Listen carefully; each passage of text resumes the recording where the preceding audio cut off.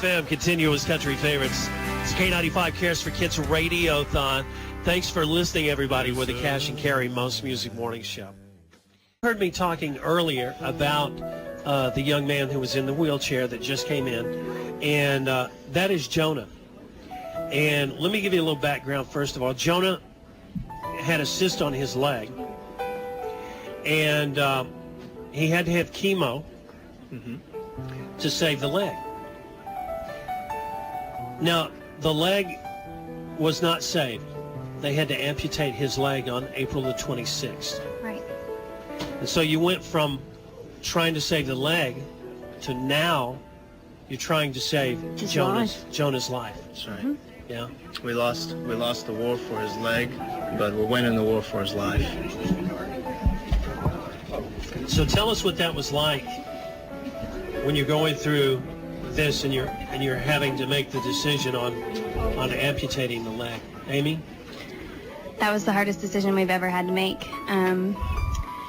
because they gave us options for limb salvage, but they weren't very good options, and they said that his ankle would be fused, he would be in surgeries the rest of his life, we'd have to be careful of him, he wouldn't be able to run, he wouldn't be able to kick, but if we went with the amputation with a prosthetic, he would be able to do those things. He'd be able to play sports if he wanted to, but still it was, how do you make that decision for your child? So what did you and Jeremy talk about, Amy?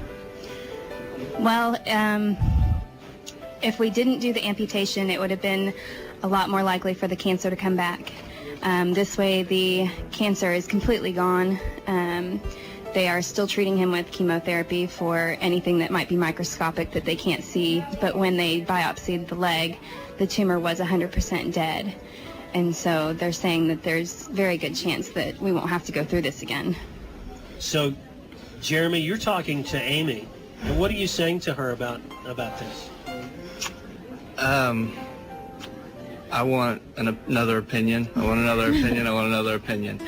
We had opinions from St. Jude's. We had opinions from 2 different doctors in Texas. One doctor here in Oklahoma, which is the only doctor in Oklahoma.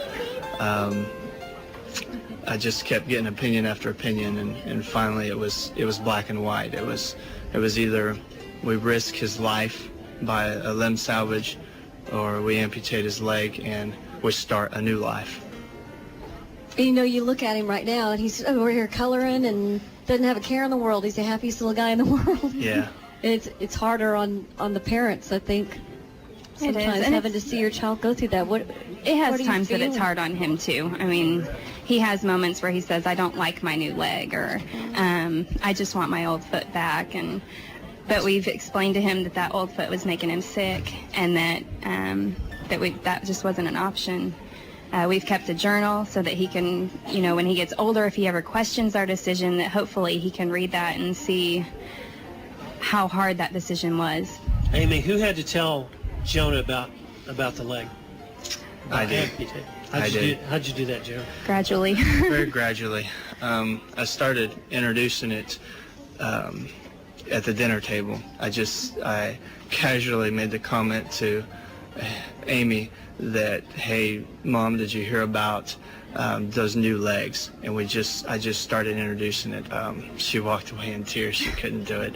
I wasn't expecting it. It was the next day I introduced it again. She made a couple comments that was about as much as she could do, and then the next day we dialogued about it, not with Jonah, just at the dinner table, just in conversation, introducing it in his head, and eventually I started talking to him about it, and I told him, I said, "Jonah, I said, I've researched with a lot of different doctors, and every one of the doctors told me the same thing, that these new legs are great, that once we take your old one off, you are one of the lucky ones. You are one of them that gets a new leg, and you will learn to walk, and you will also be able to ride your bicycle." And his face lit up at that, because he's wanted to ride his bicycle for the last year or two and hadn't been able to. That's hard for you to do as a father, wasn't it? Oh, yeah, it's heart crushing. It's more than hard. And what did Jonah say? He didn't really say much at first. Eventually, he would start making comments like, I'd say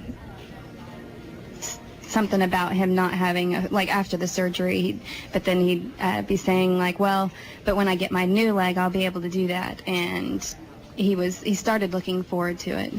He trusted his parents. He listened to us and trusted. And eventually the family members and friends around us began talking about it too. And it was always in a good environment. So he was at a preschool at the time, and we had to explain to the children that he had to have his old foot taken off so that he could get a new leg. And all the kids just took it really well. And they went home and told the parents they were excited about Jonah getting his new leg. So I think it helped that the kids were accepting of it too. You know, I have children, and I had dreams for them and becoming, first of all, you start small, with the walks, and then you move on up to playing sports, and you hope that they do this, and you have dreams. Your dreams have changed. Oh, drastically. You picture the American family with grabbing a hold of the bicycle seat and letting them roll and fall down a few times, and those are things that we've missed out on.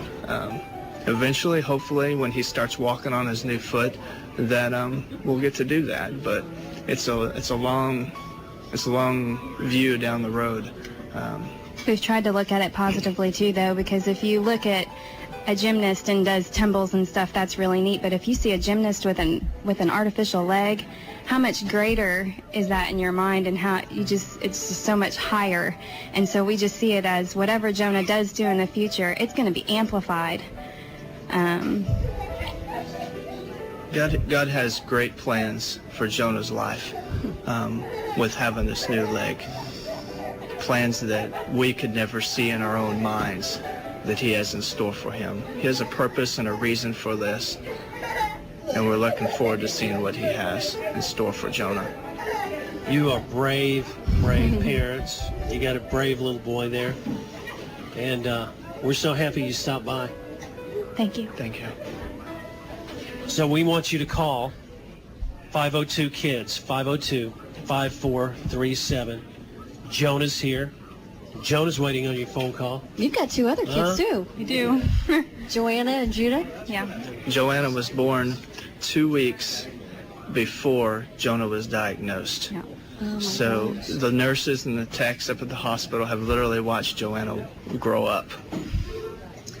502-KIDS, 502-5437. Let's make it count. We have many more children that's going to be going through what Jonah has gone through, Kel. Mm-hmm. We don't even know when the doors open, when the doors swing open, who's coming in, what they're coming in for.